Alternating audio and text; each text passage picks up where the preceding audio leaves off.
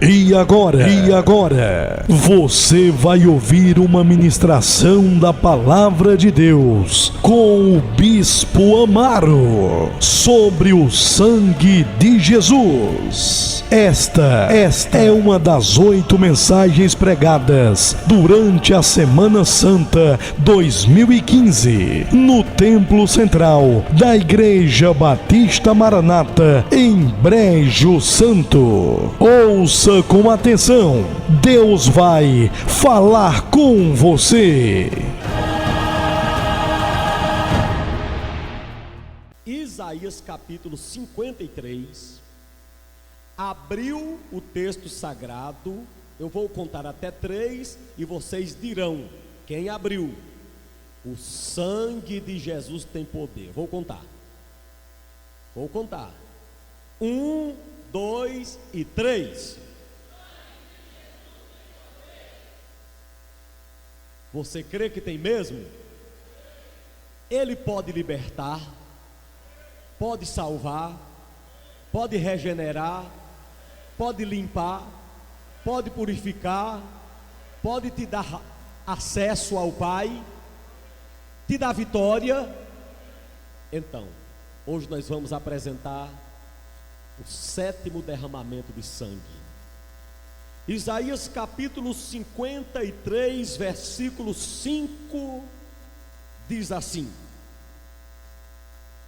mas ele foi traspassado pelas nossas transgressões e moído pelas nossas iniquidades. O castigo que nos traz a paz estava sobre ele, e pelas suas pisaduras fomos sarados. E todos dizem amém. Há uma versão no meio de vocês, aí há uma versão circulando que está de acordo com a minha. Ele foi traspassado pelas nossas transgressões. Quem é que tem essa versão? Pronto.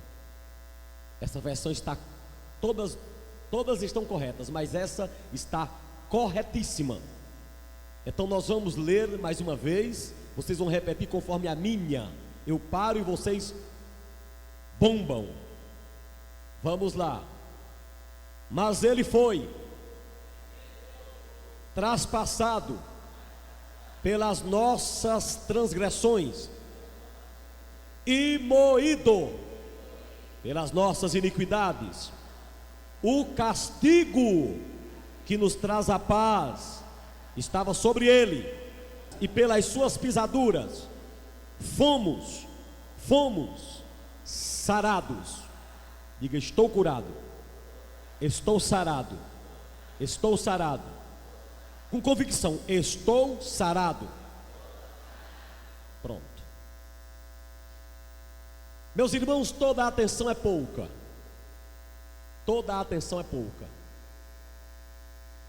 Como o fim é melhor do que o começo, Salomão disse isso lá em Eclesiastes capítulo 7, verso 8. O fim é melhor do que o começo. Eu deixei a mensagem mais emocionante, para mim, a mensagem mais emocionante, para este domingo, no qual o Senhor Jesus ressuscitou, ou no qual se relembra a ressurreição do nosso Senhor. É a mensagem sobre o 7º derramamento de sangue. Agora eu quero que você preste atenção a uma informação que eu vou lhe dar. O 7º derramamento de sangue que eu vou apresentar só é chamado de 7º derramamento de sangue no sentido da minha apresentação. O 7º no sentido de apresentação, porque na verdade o 7º derramamento de sangue foi o sangue que saiu do lado de Jesus quando a lança penetrou. Escute, o 7º derramamento de sangue que apresento hoje é 7º no sentido didático, de apresentação. Mas no sentido cronológico, conforme acontecera, o último derramamento, o sétimo derramamento de sangue, em ordem cronológica e bíblica, foi a perfuração da lança. Deu para entender? Ou seja, o sétimo derramamento de sangue que vou apresentar hoje, no sentido cronológico, ele é o sexto. Será que dá para entender isso ou não? Dá ou não dá? Se dá, diga que dá. Se não dá, não diga. Mas se dá, diga amém. Pronto. O sétimo derramamento de sangue foi o derramamento provocado pela lança. Eu deixei essa mensagem para hoje, apresentar um sétimo derramamento de sangue, que na verdade é o sexto. Primeiro porque um se relaciona com o outro. Depois porque eu achei mais interessante, mais emotivo. E alguém pode dizer, esse bispo é muito emotivo, gosta muito de falar de emoções. E quem é que não gosta? E quem foi que disse que o nosso Deus não é um Deus de emoções? Deus é emocional, o Espírito Santo também, Jesus também o foi e ainda o é. E esse derramamento de sangue que vamos apresentar, e já estamos, está intimamente relacionado com o sangue derramado através da lança. Escute, aliás, você verá e entenderá que esse derramamento de sangue, do qual Isaías está falando, nós lemos, ele foi moído, ele foi moído,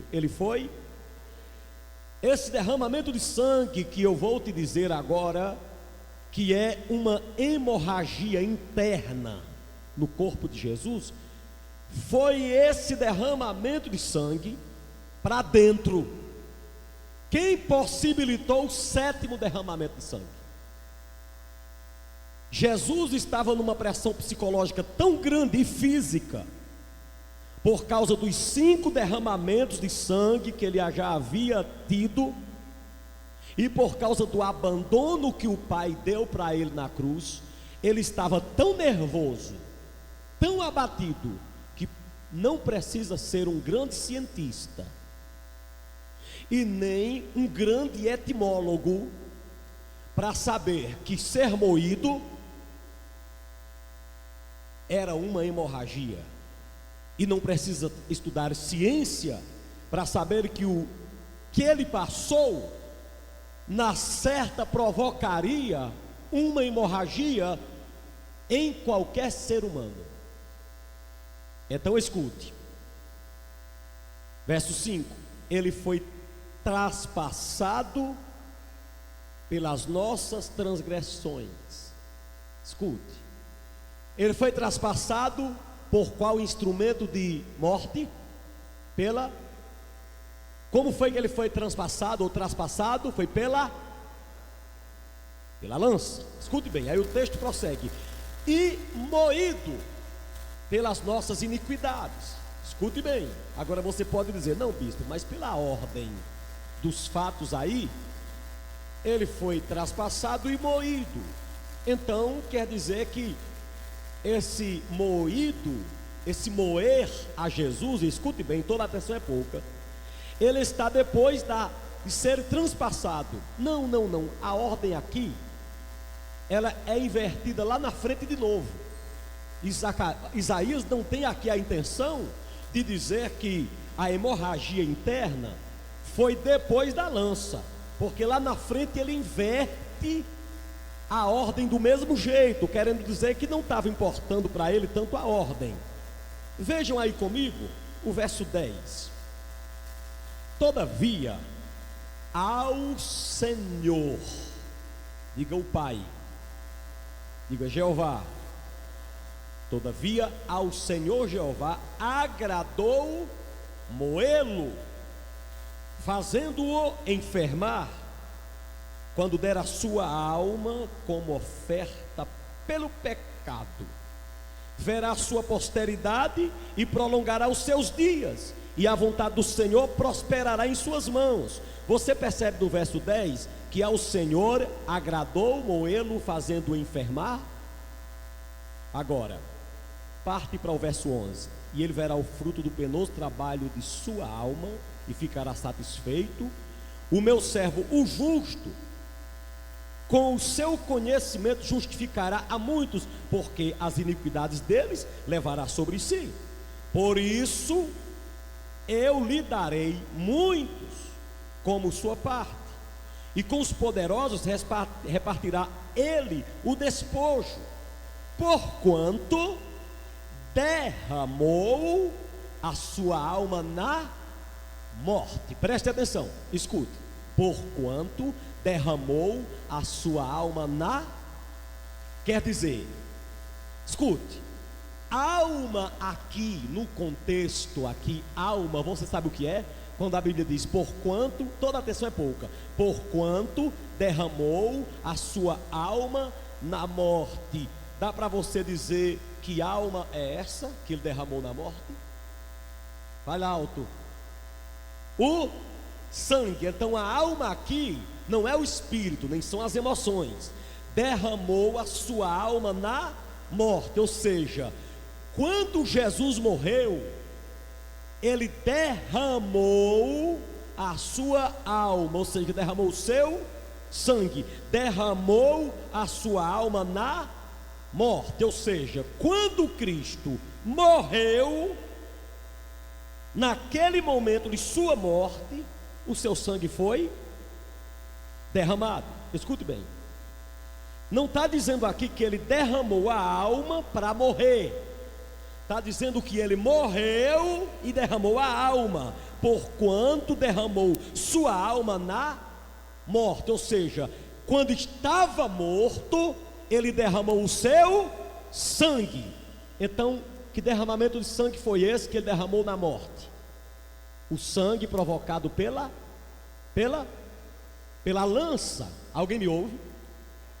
Então escute bem, esse derramamento de sangue que acontece com Jesus na morte é aquele derramamento de sangue que falamos ontem, aquele provocado pela lança. Jesus morreu e o soldado foi lá, enfiou a espada do lado de Jesus e aquele sangue caiu ao chão. Foi ali que se cumpriu a profecia de Isaías: derramou a sua alma na morte. Ou seja, morreu, traspassaram ele com a lança e sua alma foi derramada. Diz igreja, derramada. Pronto, o que eu quero que vocês entendam é o seguinte: no verso 5 diz que ele foi traspassado e depois foi moído.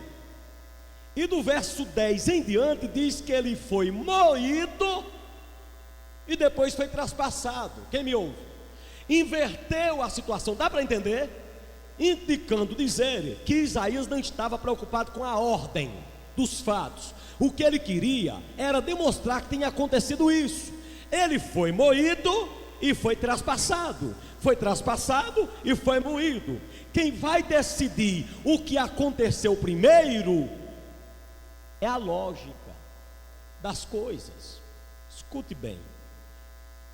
Escute bem. Eu tenho aqui alguns desafios para passar para você, e preste atenção, que eu só acredito no poder de Deus descendo na igreja, via de regra, exceções à parte, depois que você compreende o poder da palavra. É a palavra quem convence. Quem pode dizer amém? Eu espero que eu esteja ganhando sua mente enquanto eu estou divulgando aqui, dizendo o que eu preciso dizer nessa introdução. Eu estou diante de 3 desafios. Escute aqui, olhe para mim. O primeiro é provar que houve essa hemorragia como 6º derramamento de sangue em ordem cronológica. Esse é o primeiro desafio, e eu acredito que eu até já provei. O escritor messiânico Isaías está dizendo: ele foi moído. Ele foi moído. Ao Pai agradou moê-lo. Então diga: Jesus foi moído no Calvário. Diga mais forte: Jesus foi moído no Calvário. Você crê nisso? Então glórias sejam dadas àquele que foi moído no Calvário. Escute, ele foi moído, ou seja, ele teve um derramamento de sangue interno. Os escritores, muitos dos pesquisadores creem comigo que esse moído representa uma hemorragia interna. Eu tenho outro desafio, sabe qual é? É colocar essa hemorragia interna, esse derramamento de sangue, no local do verdadeiro acontecimento, na ordem lógica e cronológica. Pela lógica, ele não pode ter sido derramado depois da perfuração da lança. Eu vou explicar por quê. Quando aquela lança entrou no peito de Jesus, tinha que ter algum sangue armazenado em alta potência de agitação, para que quando a lança penetrasse, saísse aquele sangue com tanta força, que João, quando viu, disse: eu tenho que registrar. Porque João não diz assim: eu registrei quando os espinhos furaram na cabeça, um por um, porque chamou a atenção, mas não tanto. Porque João não disse: eu quero registrar as lâminas do chicote, uma por uma, porque foi importante, mas a atenção foi chamada não tão grande. Escute bem, mas quando a lança entrou no peito de Jesus, foi algo tão extraordinário. Primeiro porque foi sangue e água. Alguém me ouve? Depois pela força, a ferocidade, a velocidade espetacular, alguém me ouve, com que aquele sangue saiu. Não foi um buraco que o sangue caiu de pouco, o sangue jorrou. Foi como quem, quando se fura um poço profundo e a água estufa de uma forma que você diz: mas que fonte! Bispo, como é que o senhor prova isso? Eu não disse ontem. Zacarias não disse assim, profetizando sobre essa lança, no capítulo 13, verso 1: naquele dia jorrará uma fonte. Quem diz glória a Deus? Uma fonte para a casa de Davi e para o povo de Jerusalém. Se é fonte, meu irmão, é água jorrando sem parar. Quem diz glória a Deus? Se é fonte, não é água parada, nem descendo devagar. Fonte, a água desce rapidamente. Então quando furaram o lado de Jesus, saiu sangue com força. Só quem está me entendendo até aqui, glorifica ao Deus eterno. O terceiro desafio é provar porque, ou demonstrar porque era preciso que existisse essa hemorragia. Eu acho até que eu já mostrei, eu já falei. Um filho de Deus providencia um lenço para mim que eu esqueci do meu. Obrigado, esse aqui só vai dar para uma vez. Ajeita uma toalha. Estou brincando. Alguém me ouve? Diga amém. Eu sei que está todo mundo na expectativa, querendo ver onde é que vamos parar, onde é que a Bíblia vai parar, onde é que o Espírito Santo vai parar. Quem diz amém? Pois ele para já te dizendo a mensagem completa. Escute, eu já expliquei em outras palavras que era necessário essa hemorragia interna. O sangue já tinha jorrado em todo o corpo do homem, mas tinha que ficar um pouco de sangue dentro dele, armazenado num lugar, porque o sétimo derramamento de sangue com a lança tinha que acontecer. Você entende já. Eu sei que enquanto eu estou pregando, você está dizendo: eu estou tentando juntar as peças, não estou conseguindo. Pelo amor de Deus, se não consegue, não vai sair do setor do que eu estou mostrando. No fim você vai entender. Escute, Porque Deus levantou foi a mim para dizer: escute aqui, então não tente chegar a uma ideia, a uma conclusão, deixe eu chegar com você. Aquela hemorragia, aquele sangue que se alojou em grande quantidade em algum lugar do corpo de Jesus, era necessário para que quando a lança penetrasse, aquele sangue estivesse preparado para sair. Deus não permitiu, pastor Luiz Amaro, que os 400 buracos que estavam no corpo de Jesus, no mínimo, jorrasse todo o sangue. Agora imagine, 400 buracos num corpo, não sai o sangue todo, ainda ficar um resto de sangue lá. Sabe por quê? Porque o sangue tinha que ser derramado quantas vezes? Quantas vezes? 7 vezes. Porque Jesus, como sumo sacerdote, tinha que derramar o sangue 7 vezes. E o diabo também queria mexer nesse negócio. Com aquele chicote, com aqueles pregos, o sangue do homem comum podia ter se jorrado todo. Mas o Pai Eterno disse: não, tem que ser 7. Porque Ele é o Cordeiro de Deus que tira o pecado do mundo e tem que derramar o sangue 7 vezes. Alguém me ouve? Diga amém. Irmãos, para a gente passar para outra parte dessa mensagem, em nome de Jesus, se você tem intimidade com essa pessoa que está perto de você, diz: irmão, dá um glória a Deus aí para eu escutar, eu quero escutar. Aleluia, glória a Deus. Escute aqui. Se nós revermos rapidamente os 5 derramamentos de sangue que antecederam esse sexto, na ordem cronológica, ou seja, a hemorragia interna, você não vai duvidar de que ela realmente aconteceu. Basta você imaginar no nervosismo de Jesus no Getsêmani, no processo que ele passou ali e derramou seu sangue. Há 8 dias nós falamos, aliás, amanhã fará 8 dias. Basta lembrar das centenas de buracos que estavam em suas costas, provocados pelos chicotes ou pelo chicote. Basta lembrar da coroa de espinhos, que cerca de 40 deles perfuraram seu crânio. Basta imaginar nos 3 grandes pregos que perfuraram suas mãos e os seus pés. Então, não precisa ser alguém que estudou profundamente, eu repito. Não precisa alguém estudar muito para saber que uma pancada grande provoca essa hemorragia. Não precisa você ter estudado nas grandes universidades, nem precisa você ir para a palavra, para a etimologia, ou seja, a raiz das palavras, para você entender que esse moer significou algo que aconteceu dentro dele. Naturalmente, se bater muito numa pessoa, se pressionar muito uma pessoa, isso acontece na cabeça, isso acontece no pulmão, isso acontece nas pernas, acontece em qualquer parte do corpo. Mas eu gostaria de caminhar agora para o meio da mensagem. Escute bem.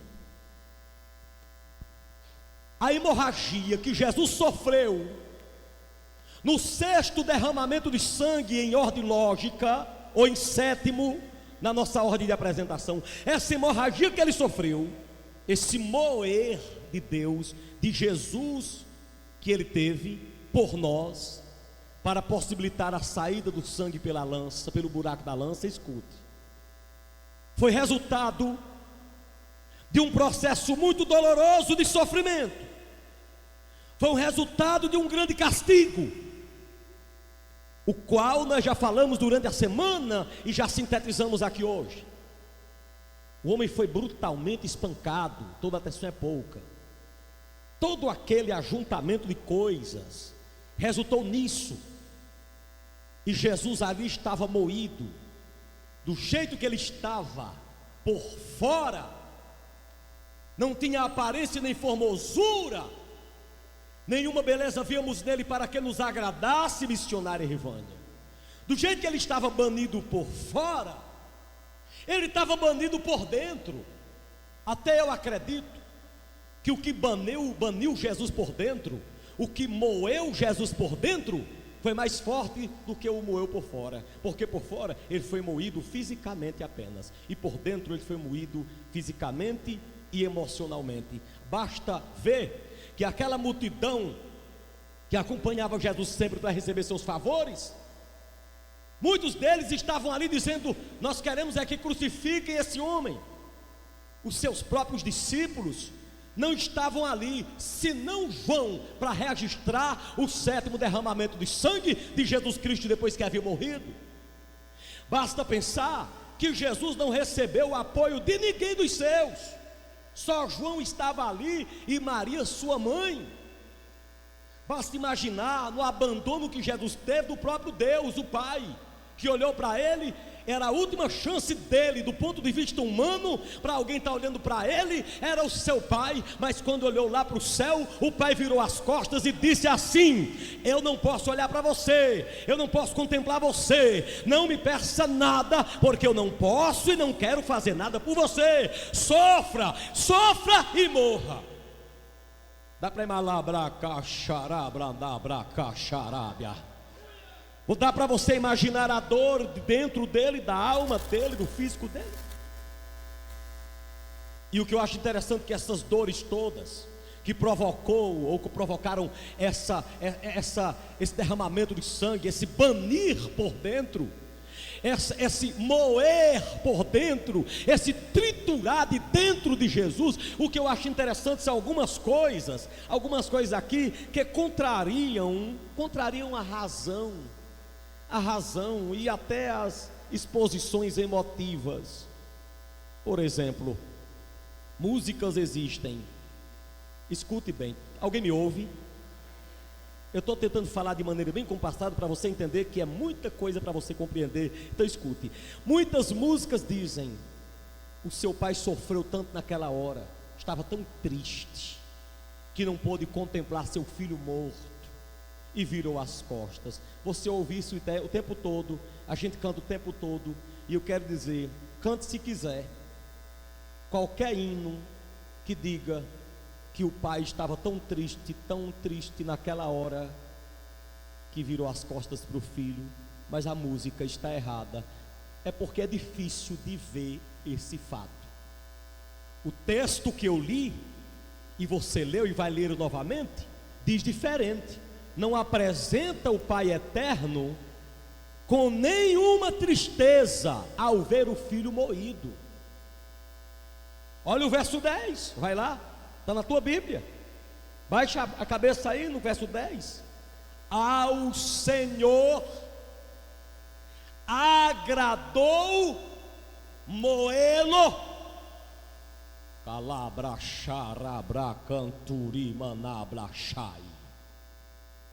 O pai não estava triste.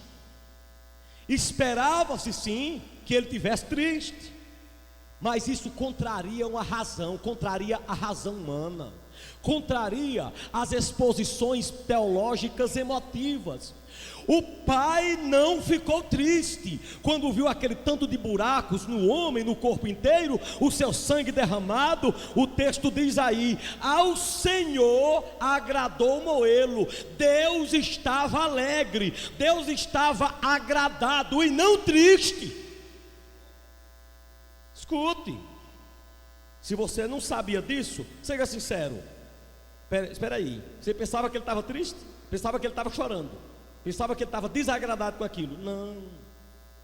Ao pai agradou moê-lo. Se tu não sabias que Deus estava alegre nesta hora, diga sinceramente falando, diga forte: eu não sabia disso. Diga. Pois pronto. Contraria a razão ou não contraria? A outra coisa que contraria a razão: Isaías não atribui aquele castigo aos soldados. Toda atenção é pouca. Isaías poderia dizer: os soldados moeram Jesus, os soldados arrebentaram com Jesus, os soldados acabaram com o corpo de Jesus, os soldados provocaram dores fortes em Jesus, moeram Jesus. Mas Isaías não diz assim. Está aí no verso 10: ao Senhor agradou moê-lo, fazendo-o enfermar. Segundo Isaías, quem é que moe Jesus? Pode ser sincero, não tenha medo de falar não, que não é heresia não. Foi Isaías que escreveu. Quem foi que moeu Jesus? Foi Deus. Olha só. Diga comigo: as coisas de Deus são mistérios. Segundo as Escrituras, os soldados moeram. Quem colocou a coroa de espinho, moeram, ajudaram a moer. Judas também ajudou. O sistema ajudou. Sim, ajudou a moer. Até o Satanás ajudou. Todo mundo teve sua participação. Mas ao Senhor agradou moê-lo. Eu vou dizer como. Agradou moê-lo. Moeu o Senhor no sentido de que Deus liberou seu filho para que ele viesse fazer aquilo que outro não conseguiria. Abraão não conseguiria, Noé também não conseguiria, Isaac, Jacó, Moisés, Josué, Davi, Salomão, Sansão, nem mesmo Maria. Só Jesus, com aquele ato, agradou a Deus isso acontecer. Não tinha outra forma, porque se existisse, Deus tinha atendido a oração de Jesus quando disse: se possível, passa de mim esse cálice. E o pai disse: não é, não é, não é. Não tinha outro meio.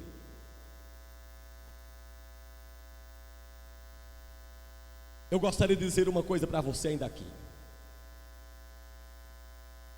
Não foi a lança quem matou Jesus, porque quando foram enfiar a lança em Jesus, ele já estava morto. Não foi a agonia do Getsêmani quem matou Jesus, porque quando ele agonizou-se, ele desceu de lá. Toda a atenção é pouquíssima. Não foram os cravos, não foi a coroa de espinhos, também não foi o chicote quem matou Jesus. Isso contribuiu para Jesus morrer, contribuiu, mas quem matou Jesus foi essa hemorragia interna. Quando ele estava lá em cima do Calvário, todo ensanguentado, sem ter onde colocar um dedo, abandonado pelo pai, abandonado pelos seus, olhando para sua mãe em frente.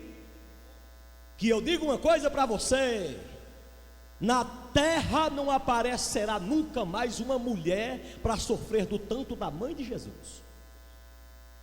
Quando Maria teve Jesus, pouco tempo ali relacionado àquele, uma profecia foi dada a Maria, de que ela ia sofrer o que nenhuma mulher sofreu. Foi dito: mulher, uma espada, aleluia, aleluia, Maria, uma espada vai atravessar teu coração. E você estuda a história de Maria, até nos evangelhos apócrifos, ninguém conta que Maria teve uma lança no peito. Ninguém vê em lugar nenhum alguém enfiando uma faca, uma espada no coração de Maria. E onde foi que se cumpriu a profecia? Maria, uma lança entrará no teu coração. Sabe quando foi? Quando ela viu seu filho lá na cruz, daquela maneira, ela ficou apavorada. Ela sabia que aquilo ia acontecer, porque Deus tinha dito para ela, mas ela não estava preparada psicologicamente para aquele momento. Ela que estava com o coração varado, ela que estava sofrendo muito. Não era o pai que estava no céu dessa forma. O pai tinha estrutura para isso. O pai é Deus, ele é soberano. Ele podia dizer: eu estou alegre, eu me alegro, eu estou agradado com isso. Mas Maria não. Maria estava sofrendo, Maria estava chorando, ela estava em pânico quando viu seu filho ali. Ela só sofria as dores de uma espada entrando do seu peito. E Jesus, vendo aquilo, a sua mãe chorando por ele e ele sem poder ajudá-la, a única coisa que ele pôde fazer foi abrir a boca e dizer algumas coisas, dizer: João, João, João, cuida dela, cuida dela, cuida dela, cuida dela, cuida de minha mãe, cuida dela, ela agora vai ser tua mãe. Se você crê nisso, dá o maior glória a Deus e aplaude a Jesus de Nazaré.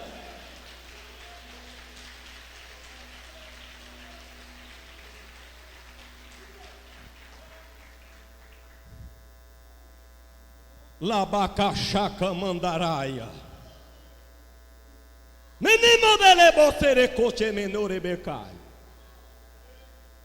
Mas eu gostaria que você imaginasse, se não existissem os 5 derramamentos de sangue, não haveria a hemorragia interna. Como também, se não existisse a hemorragia interna, não aconteceria o 7º derramamento. Uma coisa dependeu da outra. Alguém me ouve? Portanto, escute aqui. Aquela hemorragia que levou ao 7º derramamento de sangue, que foi a perfuração com a lança. Escute. Eu ainda sou levado a te trazer algumas coisas nessa noite sobre aquela lança, sobre aquele momento em que água jorrou do peito de Jesus e sangue. Vocês estão lembrados que quando Jesus estava na cruz, toda a atenção é pouca, aqui é tão lindo, esse assunto é tão lindo. Havia um ladrão à esquerda, outro à direita. Um se arrepende e Jesus diz assim: hoje mesmo tu estarás comigo nu. Estarás comigo nu. O homem teve a promessa de entrar naquele dia no paraíso com Jesus, sim ou não? Aí mais tarde vem pastor Luiz Amaro, aquele soldado com aquela barra de ferro para quebrar as pernas dos 3. Aí chegaram no primeiro, vocês já sabem, quebraram as pernas, para o cara morrer antes. Passaram por Jesus, quebraram a perna dele? Quebraram? Não. Passaram para o terceiro. E o terceiro? Quebraram a perna do terceiro? O terceiro crucificado teve as pernas quebradas? Espere. Aquele homem que Jesus disse assim: hoje tu entrarás comigo no paraíso, teve as pernas quebradas, igreja? Teve. Atenção, olha para cá. Só que não teve as pernas quebradas foi o Senhor Jesus. Só ele não teve as pernas quebradas. Os dois tiveram, tanto o que foi para o inferno, como o que foi para o seio de Abraão, como o que foi para o paraíso. Alguém me ouve? Escute aqui. Com isso, eu quero te dar alguns conselhos.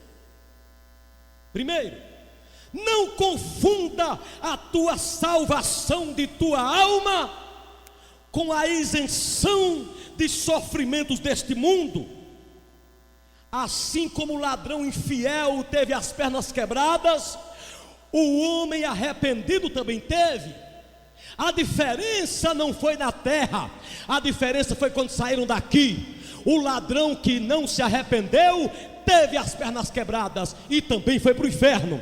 Mas aquele que se arrependeu teve as pernas quebradas, mas do outro lado ele estava no paraíso. Portanto, eu quero te dizer: pastores, preguem cura, preguem prosperidade, preguem milagre. Pode pregar que a Bíblia tem material para isso. Pregue cura interior, pregue nas campanhas, pregue campanha que o mar se abre, pregue na campanha de Manassés e Efraim, pregue que Jesus faz milagre. Mas eu quero te dizer, tem coisa que vai acontecer com o ímpio e vai acontecer com você também, e não tem quem arrede essa responsabilidade, essa verdade. A diferença não está tão grande aqui, a diferença é do outro lado, porque quem tem Jesus do outro lado está seguro.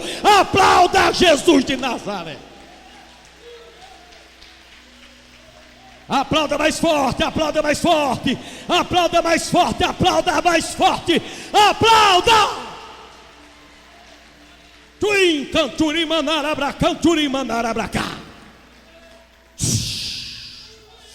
Eu já estou sentindo a presença de Deus em cima deste altar. Quem comunga comigo, comece a dizer que está e a glorificar ao Deus de Israel.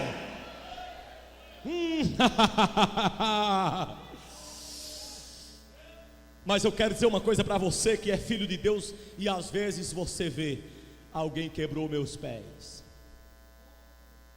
alguém quebrou minhas pernas. Vou dizer para você como quebraram as pernas daquele homem salvo. Às vezes alguém vem e quebra tuas pernas, mesmo você sendo salvo. Você sente que alguém tirou seu chão, passou um rasteiro em você, tirou de suas mãos aquilo que você mais gostaria de ter. Eu quero dizer para você que é salvo: quando alguém tirar tuas pernas ou quebrar tuas pernas, eu vou te dar uma palavra: não pense que ele acabou com você. Aquele rapaz naquele dia teve as pernas quebradas, mas aquele guarda que as quebrou não sabia que era quebrar as pernas dele, e ele dá um salto no paraíso. Eu profetizo para você: eu duvido quebrarem as pernas de um crente para Deus não dar algo melhor.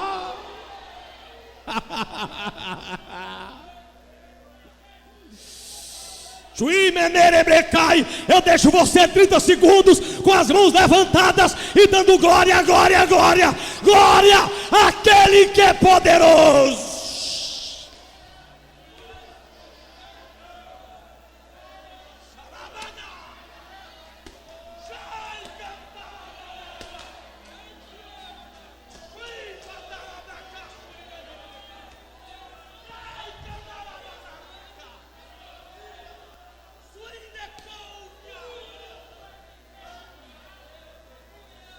Quebra as pernas, mas não acabam com você. Quebram as pernas, mas não condenam você. Quebram as pernas, mas não derrotam você. Depois disso vem paraíso, vem vitória. Deus garante.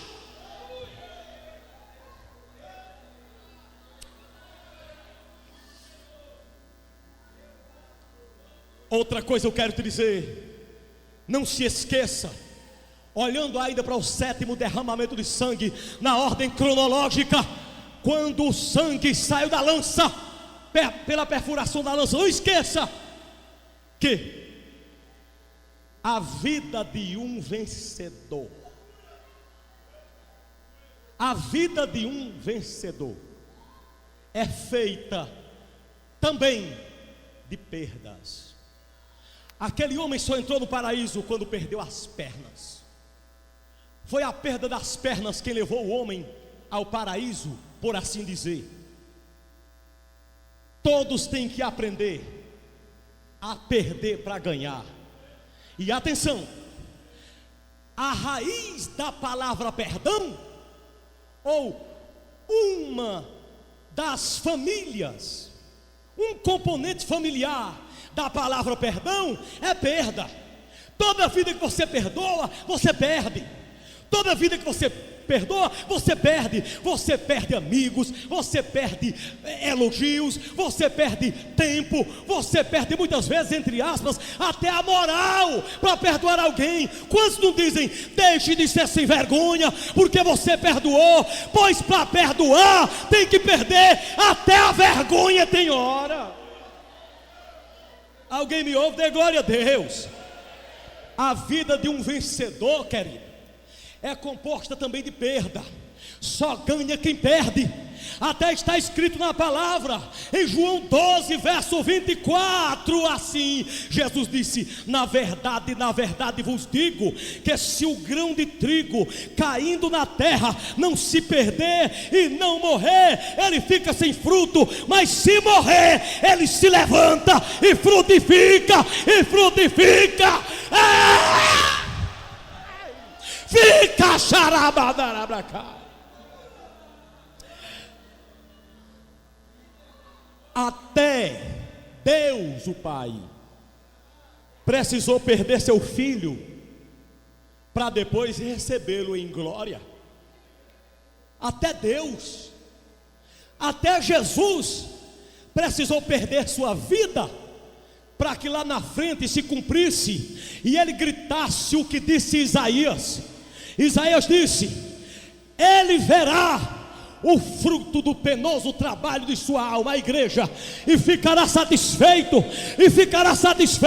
Sabe por que ele tem a igreja hoje? Porque ele se esvaziou, ele se entregou, ele perdeu algumas limitações, ele perdeu regalias porque quis. Por isso que Paulo disse aos Filipenses: tende em vós o mesmo sentimento que houve também em Cristo Jesus, pois ele, subsistindo em forma de Deus, não usou como usurpação ser igual a Deus, a si mesmo se humilhou, tornando-se humilde até a cruz, e recebeu tão grande morte, esvaziou-se a si mesmo.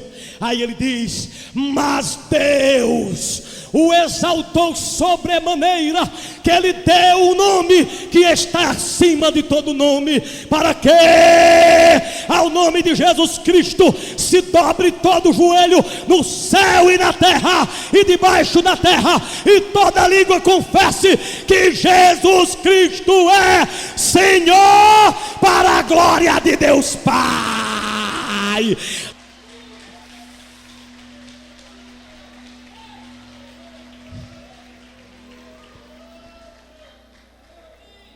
Calabra, xarabra, nabra, caxarabra, nabra, cai.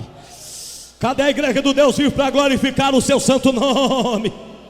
Pergunta para o irmão que está perto de você: ainda aguenta 10 minutos da glória a Deus? Vai.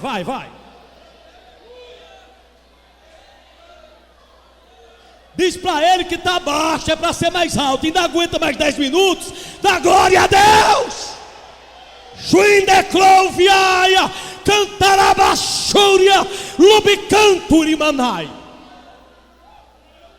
Ainda sobre o 7º derramamento de sangue, provocado pela hemorragia interna. Escute,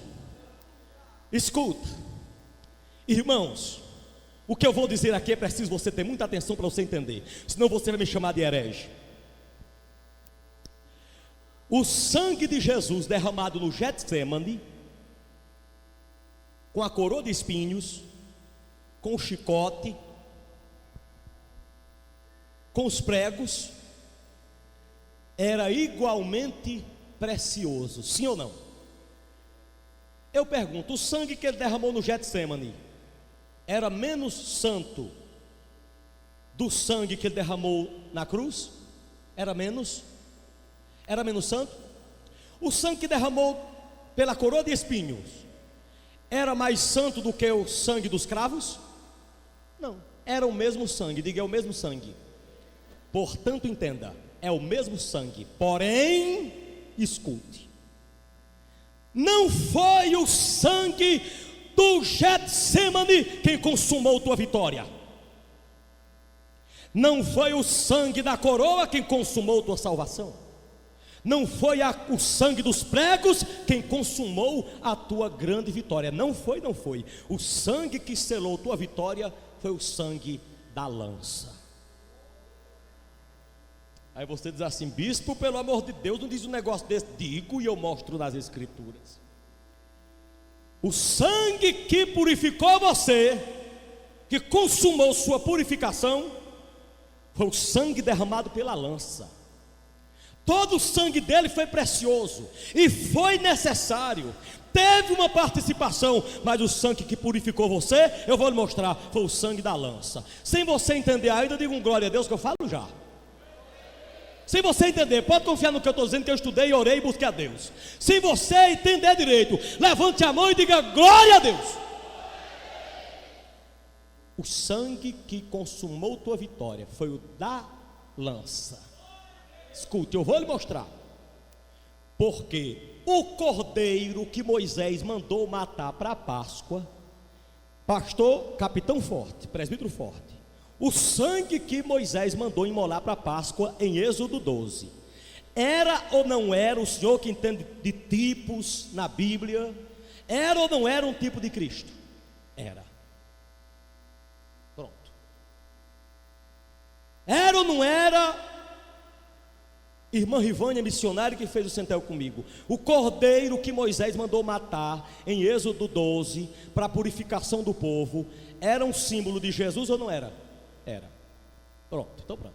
Algumas regras para aquele cordeiro. Depois você lê lá, Êxodo 12. Algumas regras.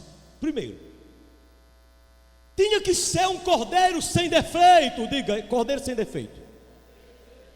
Escute, isso já prova, está lá no verso 5, viu? Cordeiro sem defeito. Isso já prova que Jesus só podia executar e consumar a nossa salvação no último derramamento de sangue pela lança. Vou explicar por quê.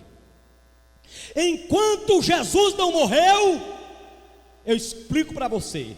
É claro que ele nunca pecou, nunca houve dolo nenhum na sua vida, ele nunca errou. Mas eu vou dizer um negócio aqui. Ele não pecou, mas ele se fez pecado. Ele não cometeu iniquidade, mas ele se fez maldição. Até chegar na cruz do Calvário, ele resolveu ser pecado e maldito. Ele escolheu. Ele escolheu. E não se engane, quando o pai disse: eu não quero nem olhar para você, Deus tinha razão, porque está escrito no profeta Isaías que a iniquidade de um homem separa esse homem de Deus. Quando Jesus pegou o pecado teu e o meu, então como Deus podia olhá-lo? Aquele sangue derramado naquela hora não era que estava contaminado, não era que tinha virado o sangue de um homem comum, não, é porque não era a hora. Aquele derramamento de sangue até chegar na cruz, até na hora das mãos, era de um cordeiro que estava ainda para morrer, e antes de morrer, ele era pecado e ele era maldição. Ele tinha que ser perfeito, chegar no estado de perfeição, para poder purificar-nos completamente. E enquanto ele não morreu, a nossa maldição estava nele. Quem entendeu? Outra coisa que eu quero dizer: o cordeiro, segundo está escrito no texto que eu indiquei, é só ver o verso 6, não podia morrer se não fosse de tarde. Eita, glória a Deus. Moisés disse: pega o cordeiro da Páscoa, tem que ser sem defeito e não pode matar bem cedo. Eita, quem diz amém? Posso matar 9 horas? Não. Posso matar de madrugada? Não. Tem que ser de tarde. Tem que ser que horas? À tarde. Pegaram Jesus na noite da quinta-feira, passaram a madrugada espancando. 9 horas da manhã, 10 horas da manhã, 12 horas, 1 da tarde, 2 horas, 3 em ponto de tarde, o cordeiro morre. Quem glorifica o nome eterno de Jesus? É de tarde, é de tarde, é de tarde. O cordeiro tira teu pecado de tarde. Levante a mão e dê glória a Deus.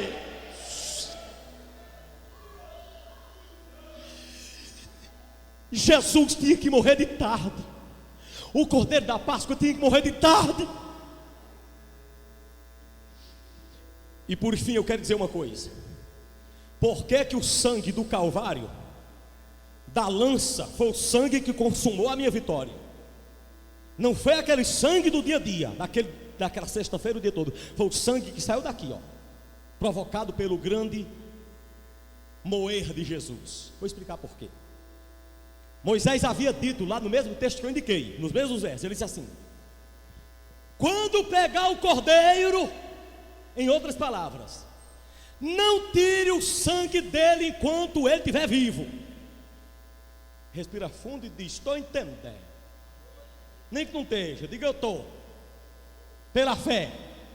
Moisés disse: o cordeiro da Páscoa. Está entendendo? Quem está entendendo? Quem já foi entendendo pode ir glorificando o nome eterno de Jesus. Quem foi entendendo vai glorificando. Moisés, eu não posso tirar um pouquinho do sangue da orelha para oferecer como cordeiro da Páscoa. Moisés disse: não, nada de sangue de cordeiro vivo, só é para oferecer o sangue de cordeiro morto. O sangue que purifica é o sangue de cordeiro morto. Quem já está entendendo, glorifica o nome de Jeová. Quem está entendendo, diga glória a Deus. Então, Getsemane, sangue, fez parte, mas não consumou. Chicotes, sangue demais, fez parte, mas não consumou. Prego nos pés, prego nas mãos, fez parte, mas não consumou. Sangue da coroa de espinho, fez parte, mas não consumou. Aí de repente, aquilo que Jesus sofreu, começou a juntar um sangue por essa parte aqui. Quem glorifica a Deus? Xarabadalabracai. E quando começou a se acumular sangue, olha para cá, labacaxarábia. Começou a acumular sangue aqui. Jesus começou a ficar sufocado. O coração dele começou a parar. E ele olhou ao céu e disse: Pai, Eloí, Eloí, lama sabachthani, estou com sede. Perdoa porque eles não sabem o que fazem. Porque me desamparaste. Pai, nas tuas mãos. E o sangue coagulando, aliás, o sangue derretendo por dentro, descendo por dentro. Pai, nas tuas mãos entrego o meu espírito. E ele juntou todas as forças que tinha. O sangue tomou conta do seu corpo, do céu, a sua garganta. Por dentro dele ele disse: está. Ai, calabra, xarabrada. Está. Está consumado. E morreu. Glorifica a Deus. Vai glorificando quem está entendendo. Quem glorifica, diga glória a Jesus. Vai glorificando, vai glorificando, vai glorificando. O cordeiro agora está morto. Racaxarabadábia. Agora. Agora o cordeiro desse, o sangue dele morto, aí purifica. Quem glorifica a Deus? Quem está entendendo, glorifica, glorifica, glorifica, exalta. Agora o cordeiro dele morto, o sangue dele morto, agora purifica. Porque para purificar tem que ser sangue de cordeiro morto. Sangue de cordeiro vivo não purifica. Sacode a mão para o céu e dá glória ao reino celestial. Aí lá vai aquele soldado, sem saber de nada. Eita, glória a Deus. Pensando ele que ia fazer o mal 100%. Foi naquela hora, aleluia. Não tinha mais sacerdote ali por perto, mas aquele camarada, para provar que Deus transforma maldição em bênção e pode modificar o que quiser, ele pegou a espada e disse: espera aí, espera que eu vou espetar, espera que eu vou espetar. O Satanás olha e diz: espeta, espeta, espeta. Não, não, se espetar, completa a 7ª vez, e ele prova que é o cordeiro, e vai poder purificar, porque o sangue de cordeiro morto purifica. Mas Jesus naquela hora manda o seu poder, e o soldado vai lá, bacaxarabadábia, e enfia aquela espada, e aquela espada, quando enfia, o sangue do cordeiro morto desce sobre aquele homem, banha tudo ali. Foi esse sangue que purificou você.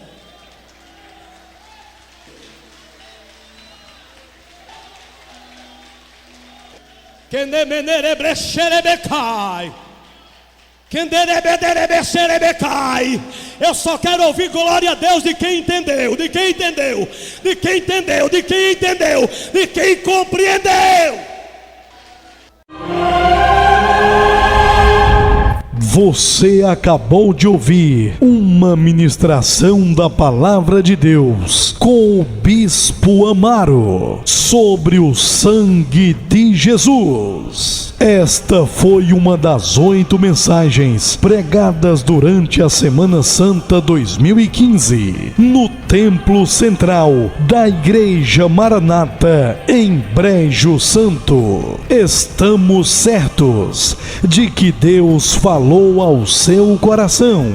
Portanto, perguntamos: você deseja aceitar a Jesus como seu Salvador e Senhor? Você deseja voltar a ser um servo dele? Se sua resposta for sim, procure o quanto antes uma igreja séria, onde você possa servir a Deus de coração.